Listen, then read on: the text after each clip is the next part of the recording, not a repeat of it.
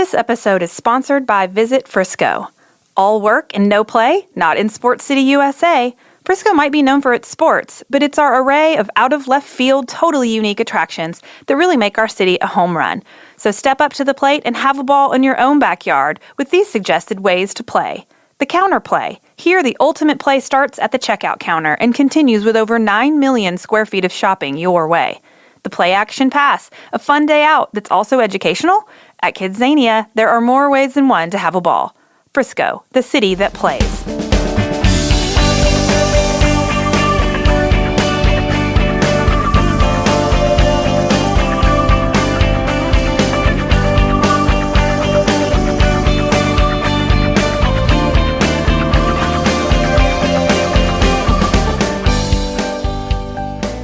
Welcome to Hustle and Pro. This episode starts season number 3 of Hustle and Pro.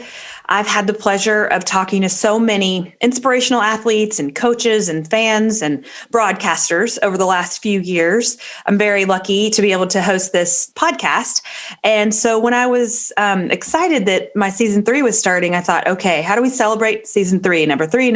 And I was brainstorming and all I could think about was number 3s, like Babe Ruth. And so to talk about that for this episode, I invited our friend Chris Mykoski on to join us. So thanks for coming on with us, Chris. Yeah, and congratulations. I have not been able to stick with many things in my life for 3 years. So for you to be able to do this is pretty remarkable. Thanks. It's been a great run and obviously a ton of great guests. I'm honored that you'd have me on for this anniversary show. Yeah, well, we did a countdown last time you were on. And so I thought, okay, this isn't really a countdown of famous number 3s or anything, but because I had Babe Ruth on my mind, I'm thinking, all right, who can talk to me about, baseball players and different things? And with you're a professional broadcaster, so obviously you can talk sports, but you also have such a personal background in baseball with your family ties to the Rangers. So I thought, okay, I know the guy. So that's why I invited you, and I appreciate you joining me. So I keep mentioning Babe Ruth. I think it's because as I was a kid, when I started playing softball, for some reason, maybe that was the number that was available. I don't know. Maybe that was just because my dad told me Babe Ruth, but it just kind of it always stuck with me. It never left me that was his number. And so, you start noticing other numbers as you're a player and over the years. And so, I thought it would be fun. You were number 3 all growing up then. I was a little number 3. Yeah. I mean, it changes as you get older and sometimes you don't get to pick that number, but it just stuck with me. I guess it was kind of my first one. And Jack, our son, he just recently switched to AA baseball teams and had to pick a number. And so it's kind of funny as you talk through different numbers, you try to kind of coach your kids, yeah, that's fine, but what about this number? Right. And then it's like, well, when you're the new kid on the team, nothing's available anyway. So you get what you get, but it's just kind of fun thinking about what your mind goes to when you think of different jersey numbers. When I was little, I always picked number 22 if I had the opportunity to choose, because my next door neighbor was kind of this larger than life figure in my life because he was on the high school baseball team and idolized him. He actually made time for us to play catch with us as little kids. Oh, cool. So I wanted to be just like him. So wore number 22 like Chad McDonald.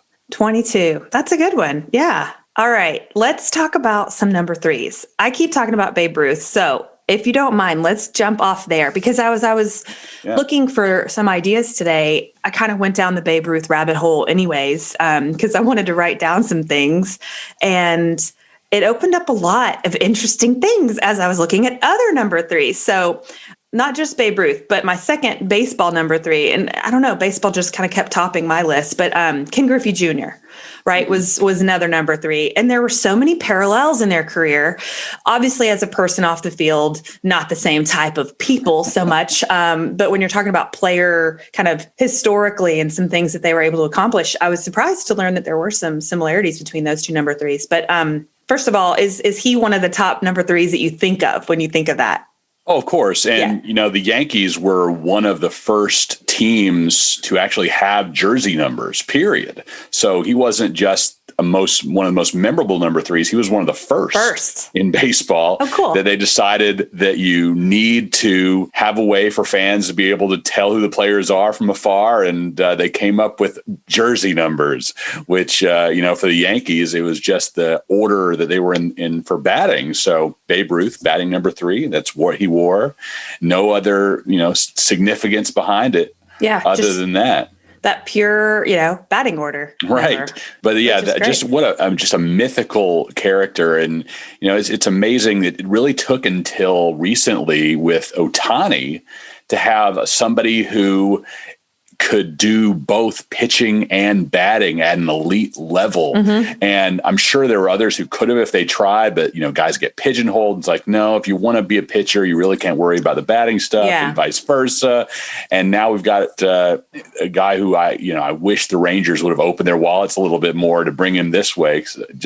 I don't like the Angels at all, but how can you not love Ohtani? Yeah. And it's a shame that's kind of the way it goes with saying, don't, focus on pitching and don't focus on hitting, because, there's room to focus on both and be top notch at both positions. But yeah, so Babe Ruth was, when he wasn't pitching, he was an outfielder, right field, left field, and just kind of everywhere out there. And he had a 22 season or year career, 1914 to 1935, 714 home runs. 342 batting average. And this number rings true because we just finished watching the Super Bowl, 7 World Series championships. And all powered by hot dogs and beer. Yeah. No steroids in his system. Yeah. And he looked like it too, right? It's so funny when you think of physiques like that, because nowadays when you have somebody like Luka coming back for the season and he's got a few soft pounds on him, he gets killed for that in the media, right? And it's really sad that, first of all, it's sad that anybody gets talked about for just having a few extra pounds of maybe even a few extra pounds of fat or something on their body. But man, can you imagine back then what people would have said if they had the ability to spread that kind of chatter on social media? It's the old John Kruk quote that I'm reminded of right now. Somebody was getting on to him about going out and for a few drinks, after a game and whatnot. It's like, you should be keeping your body in tip-top shape. You have a game tomorrow. It's like, lady, I'm not an athlete. I'm a baseball player. Right. Yeah, things have changed over the years too. So you mentioned the Yankees. So Babe Ruth was born in Pigtown, Baltimore area of Maryland. And he, we always think of him as a Yankee, but he started as a Red Sox player, moved on to the Yankees. And is he really what the 86-year drought kind of stemmed from when he moved? Right. I'd have to go back and look at the exact story, but basically the Red Sox sold him to the Yankees because of a failed theater production, if I'm not mistaken. The owner needed the money for another venture, and thus sell off your best player to your rival. And the curse of the Bambino was born. Yep. 86 years later. Man, I didn't know. Yeah, I hadn't heard about the theater part, but man, imagine that nowadays. An owner needing money for something else and then that's starting for your franchise. So another couple things that I noted about him, he wasn't a healthy man, right? We talked about what he looked like, carried all that extra weight. I think it was 1948 that he actually ended up dying, and it was cancer that he died from, which I never really realized that. I had heard so many different stories, unfavorable things off the field about him, of course, but I never really realized what actually was ending his life was cancer. And then I also read that in 2018, Trump awarded him the Medal of Freedom. Did you know that? I didn't. Yeah. No. I didn't either. I mean, I trust Wikipedia sometimes too much, so that could have been written in there. But, how presidents can name pretty much anybody alive or dead. Yeah, and it can just be any cultural significance. It doesn't have, there hadn't had to be many reasons, but I thought that was interesting that after all those years, Babe Ruth's still getting some shout outs. So here's now the homework is to go find a video of the play No No Nanette, because that is what the Red Sox owner, he sold his contract to the Yankees for $125,000 before the 1920 season, and used that money to finance the production of that musical. Hope it was worth it. Right? Doubt it. $125,000 for What's that Nanette. in today's money? Sheesh, I don't know. No Nanette, like no World Series is kind of what that really equated to. Oh, can only imagine the frustration as a fan. Okay, I mentioned Ken Griffey Jr. So growing up, I always admired the consistency and, the play of Ken Griffey Jr. So what I learned was he also had a 22-year career. So, 89 to 2010, he had 630 home runs with a 284 batting average. He was also an outfielder and a DH. He was born in Donora, I'm not sure if I'm saying that right, in Pennsylvania. It's funny how the more modern players, you start looking at their stats, it's all, Golden Gloves and All-Star, MVP. And when you're looking at the older players like Babe Ruth, it's just none of those things existed yet. So the stats change and these laundry lists of accolades get longer. And it's kind of hard to know how much some of them mean, right? But I'm trying to see, did Ken Griffey Jr. win? I don't know if he won any World Series. I don't think he did. No. And that was one of the things that I always admired him for, is that he stuck with the same team for so long. Yeah. Obviously with Seattle, he could have gone on to a bigger market and made a lot more money probably, but Seattle was loyal to him and he was loyal to them. Yeah. And it wasn't until really late in his career, if I'm remembering right, that he moved to Cincinnati. And I think that was partly because the Mariners kind of were in a rebuilding phase and they really didn't necessarily need him around anymore. There was also a family tie there with his dad being a former Red, and kind of a big deal to him to return to the place where he spent so much of his childhood. That is neat. I mean, I think of him, he's a Mariner, right? But it is cool that he did get to make that tie. So, and he got to be in the same batting order as his dad in Seattle for a while. Yeah, they actually, if I'd have to go back and find the footage, but I'm pretty sure I've seen this within the last couple of years, that Junior and Senior hit back-to-back home runs in one game. Well, I knew that they, made history being father and son duos to play, and I can't remember a certain amount of games, and I don't know all the details, but I didn't see that. So back-to-back home runs, you say? I think so. I think they were in the order, one after the other. That's amazing. And yeah, exactly. Yeah, I mean, to be able to have that opportunity to play with your dad and to do that. Yeah, 1990 in a game, they hit back-to-back homers. But the only time that this could potentially, not obviously this exact same thing, but something similar with a father and son being able to play on the same team, that could happen in a few years with LeBron James and his son. Yeah, if he holds out long enough, yeah. Right. Yeah. The longevity he has had is very similar to what Ken Griffey Sr. had in the game, and be able to hold out that long and be in the lineup with your son. I'm not the biggest LeBron fan in the world, but even I'm going to think, wow, how cool is that? So cool. Yeah. To get, first of all, take a step back, just to have a second generation of your family be a professional athlete. We're kind of numb to that, I guess, in some of these scenarios, but that in itself is a really hard thing to do. Right. Right. And then, to make it time out to where you're both in the leagues at the same time. And then when you think about the Griffey Jr. scenario, for you to both be still good enough where you're active, right, and then hitting home runs. So that's awesome. I didn't know that. Yeah, the family business. It's I think of it kind of like me, where I just couldn't walk in and become a doctor. There had been a lot of work to actually stay in the family business, and it ended at my generation. My grandfather was a doctor. My dad was a doctor, and unfortunately it ended here. But in the same thing with the Griffeys and now the James family, that all the work that they put in to actually be able to stay in the same industry as their dad. Yeah. It's incredible.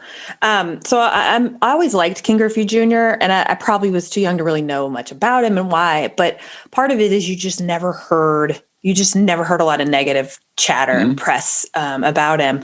And so I thought it was interesting that when it was his time for Hall of Fame votes, he holds the record for the most votes. So he got 99.32% of yeses. That was finally overtaken by Mariano Rivera. Oh, I didn't know that. The first 100% vote. Okay, so him. Yeah. So when was that? He should have been inducted this past summer, and it'll be delayed until this summer. So he's class of 2020 officially, but they won't actually do the induction ceremony until 2021. So he got a full 100% of the votes. Yeah. Wow. That says a lot. Well, it's ridiculous that a lot of people, including Griffey, did not get 100% before. Yeah. There are sports writers who vote for this who just decided at some point nobody deserves to be 100%. Which is crazy. Babe Ruth wasn't 100%. Yeah. Willie Mays wasn't 100%. So how can anybody be 100%? You can't find any logical argument behind it other than that it's never been done before, so it should never happen. And finally, that mindset was put to the side. It's like, who can really say that Rivera doesn't deserve to be a Hall of Famer? And unfortunately, that argument didn't hold up when Griffey's vote came along. Somebody, and I'm sure we can find it, but that somebody among the voters for Griffey said, "Nah, I'm not going to vote for him. Let's hold make out." Sure. Yeah, exactly. Like it's a strange principle to stand by, to say, even though I know this guy should be in, I'm going to vote the other way just so on paper it's not perfect. Exactly. That's weird. Well, I'm glad that somebody kind of broke the streak. I mean, because if a player deserves it, they deserve it. That's kind of a strange thing to hold on to. It's the old guard of those long time sports writers. Yeah. Do you ever get a vote in anything like that? I vote for the top 25 in the FCS, did for a long time. Mm-hmm. Individual awards locally, I vote for the Landry Award, which is, for the top high school football player in DFW. But on a national stage, other than the top 25 vote, not yet. So to vote for that Landry Award, are you year-round paying attention close enough to where you feel really firm in it? Or do you get some synopsises and just kind of go with some cheat sheets?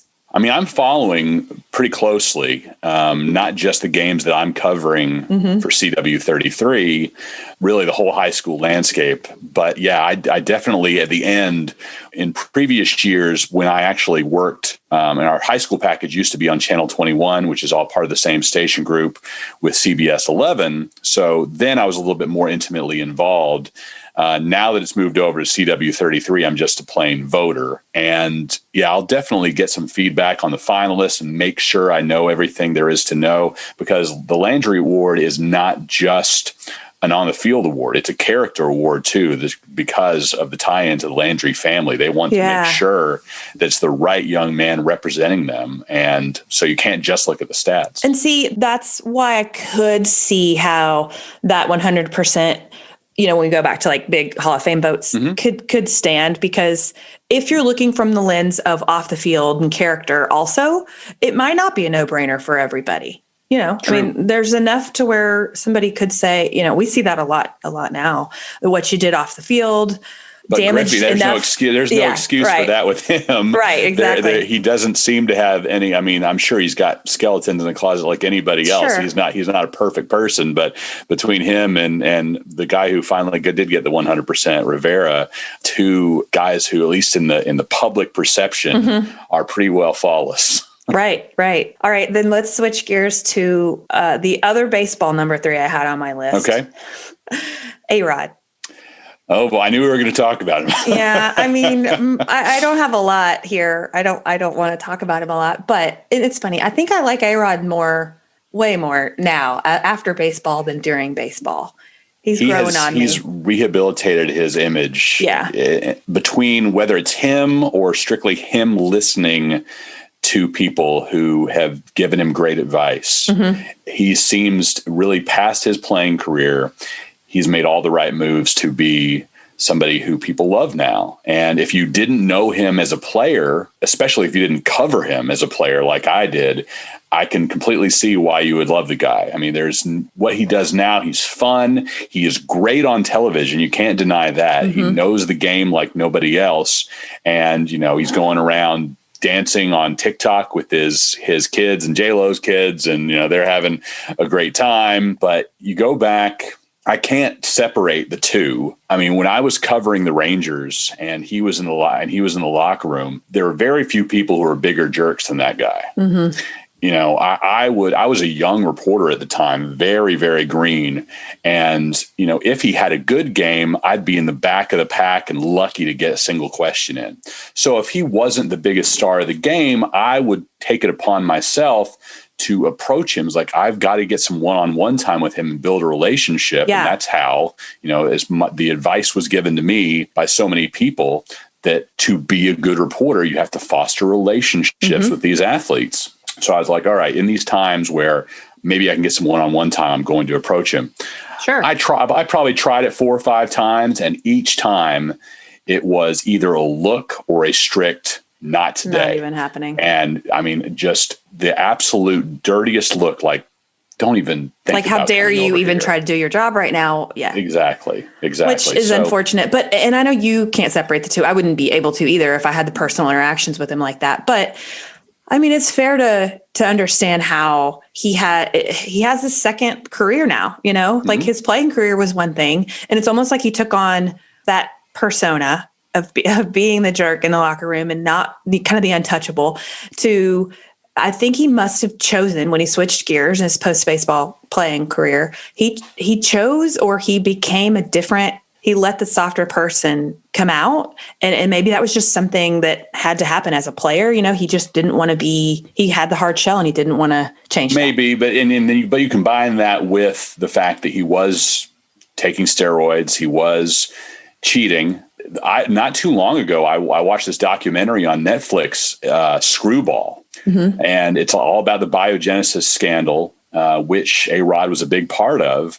And the way he threw people under the bus, everything he did to try to avoid any accountability, it wasn't just with media members. It wasn't just with teammates. It was really with everybody in his world that if you're not 1,000% with me, I don't have a use for you. Yeah. And burn the bridges as I go. Yeah. For sure. Well, he's managed to kind of slightly turn it around in a lot of people's eyes. So I guess that's a good thing. Yeah. So I'll only note this then about him, that his batting average was .295, and he does have World Series championship behind him, but only, I was thinking it was more. And is it right that it was only the 1 year, 2009? If that's what it says, I guess so. I mean, when he went from the Rangers to the Yankees, he certainly had the opportunity to win more than one. But if it ended up only being that one, then Wikipedia never lies. Well, it does. So I could be wrong, but that's what I noted. So I don't know. Maybe that's kind of good. I mean, I'm sure postseason was off the charts, but yeah, there might just be a little bit of actual World Series, winning one. So I've got a few Rangers with the WAR number 3 that I definitely put on a higher pedestal than A-Rod. Who you got? Billy Ripken, for one. And he's not, obviously was nowhere close to the star of his brother, but really fun, cool guy, played with the Rangers mid-90s. And actually spent a lot of his childhood in Arlington. So it was really neat when he came back. His dad, Cal Sr., was a coach with a minor league team that was in Arlington before the Rangers came. So he was a kid running around in the clubhouse. My grandfather treated him for all kinds of random things in his family practice, as a little kid. So that's one. And then a couple other Rangers that wore number 3 that I loved. Mark Mclemore, who, like A-Rod, is also a TV personality now, but on a regional level. But he was just as fun and smiley of a guy back when he was a player as he is now on television. And, the doctor of defense, and just such a fantastic player back then. We only had him in Arlington for 4 or 5 years.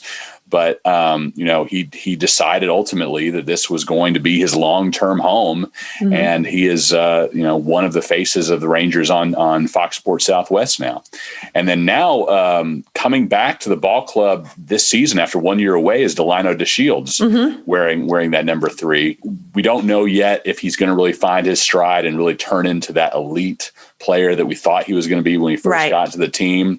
But, a lot of flashes of brilliance. Yeah, I like him. First few years. Yeah. I like him because he's just at that time frame that we got to see him come up through the minors here in Frisco, and mm-hmm. He was on the other teams that were coming through here, but still we got to see the name, and he was memorable. We see a lot of guys come through here, but we remembered him. And so when he was a Ranger, it was really fun. I hated to see him go, as I always do some of our favorites. So yeah, it's exciting. Got him back though for this year. Exciting to have him back. Yeah, round 2 with the Rangers. Yeah, but I'm also following him online and things. I don't know. I've grown to like just some of the things he likes to talk about and stand for, and I kind of dug his blue hair in the outfield. It's kind of fun. Any other Rangers to note? A couple others, but they weren't really as prominent for me. Harold Baines, that was part of the worst trade in baseball, really not talking so much about him, but the fact that the Rangers gave up Sammy Sosa to get Harold Baines here.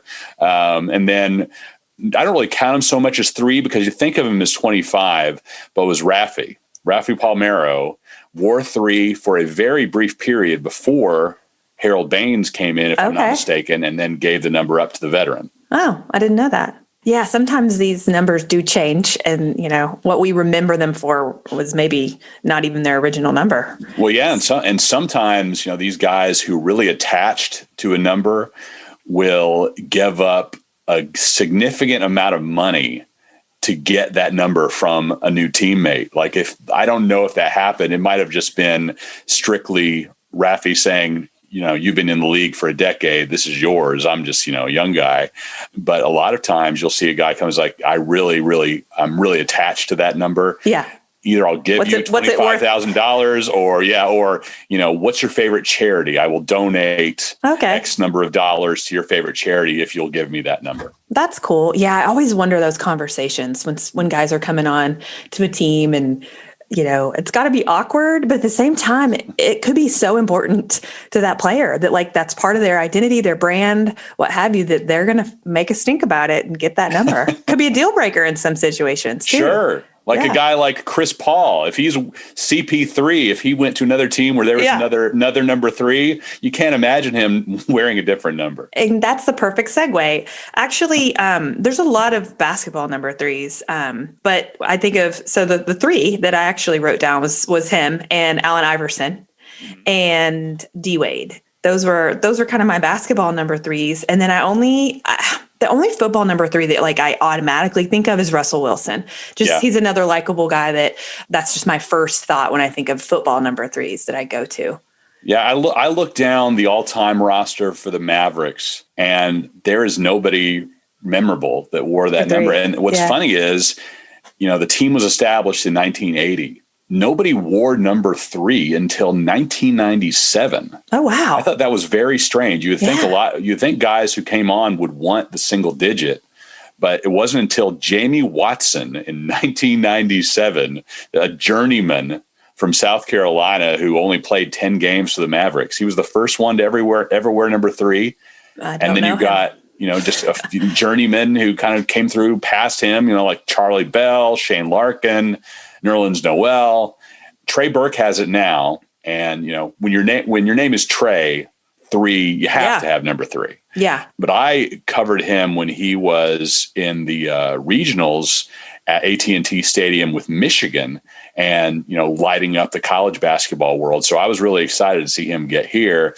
Who knows? He's been knocking around the NBA for 7-8 years now. So whether or not he actually turns into something big remains to be seen. Maybe he will end up being the most prominent number 3 in Mavericks history. Maybe so. Sounds like they could use one, right? Sounds like there's room. Yeah, that is shocking. It took 17 years? Is that what you said? Yeah. To get there wasn't a point guard or somebody who was wearing it that wanted it. That's interesting. Exactly. And you drifted into football also, and again looked at the all-time roster. the Cowboys, it's a lot of kickers. Yeah. So not a ton of memorable names there. Right. Mark Sanchez wore it for his one season in Dallas. And then Steve Walsh. So a couple of backup quarterbacks. And, when I was a kid, Steve Walsh, I just remember, why in the world do you need you? They had Troy Aikman and they go and draft Steve Walsh in the supplemental draft. And that did create a little bit of a stink, I think, because it was Jimmy Johnson's guy at Miami and drafting him in the supplementary draft. So are you actually going to challenge Troy Aikman here? Right. And but that's a good kid thinking. But now we've seen so many examples of why you got to have a solid backup back there, because I don't know if it's just me because I'm a mom and I'm old and I see so many injuries and I'm stressed about it. But it just feels like we have so many more quarterback injuries that do create second string opportunities now. I'm sure they always happen, but like I said, it's my perspective. But yeah, you got to have those backups ready, huh? Absolutely. Even with Troy Aikman and with the ball, you still got to have a backup plan. Mm-hmm. Well, thank you. Okay, so that's most of my list. I'm sure, are there any other big ones you want to get out there before we wrap up? Well, for the Stars, Craig Ludwig, and he was part of my and really the whole area's introduction to hockey. I was a fan of the Fort Worth Fire back in the day. I lived in Arlington at the time, so started to get into hockey then. But then the Stars arrive, and you really start to understand what big time hockey is about. Yeah. And Craig Ludwig was a huge part of that, and he was the number 3 when they first arrived into town. Okay, I didn't realize that. And then I've got a couple others that threes in sports that I think are huge. One of them, this is not the big one, but ESPN3, the streaming network from the worldwide leader in sports, opened up so many more opportunities to see teams. Yeah. When it was limited just to the ESPN television networks, it was such a small scope of ball games that you could watch. When ESPN3 came on in 2010, now you've got pretty much every Division I conference available to watch. And a lot of that has drifted over to ESPN Plus now. But it's important to those exposure, those schools, those athletes huge. that would have never been able to be seen on TV, right? Or streamed.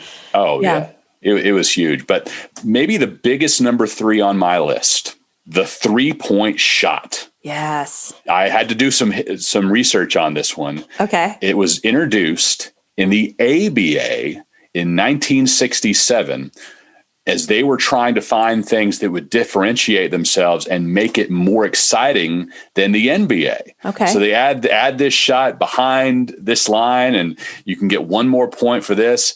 And at first, apparently, coaches really didn't know what to do with it. They just were using it in desperation if they were down big at the end of a ball game. But I found one game that actually happened here in Dallas, the old ABA Chaparrals. And this was November of 1967. This is the team that eventually became the San Antonio Spurs, but we had them in Dallas at first. And this is the first season the 3-point shot is a thing, so nobody's really used to it yet. So the Pacers are losing 118 to 116 with 1 second left. And the Pacers have to go the length of the floor to get 2 to tie, or as they didn't think about, get 3 to win. But there's only 1 second. So from 92 feet away, Jerry Harkness from the Pacers throws up the desperation heave, and it goes in. And everybody thinks, we're tied, we're going to overtime. And the referee's like, no, there's this new rule, this 3-point shot. Pacers win. That's crazy. That's awesome. Yeah, they weren't used to it now. They weren't factoring that into the play, even just like play calling and like inbounds strategy and everything. And I went back and looked at the stats of the most recent basketball games that I did broadcasts for.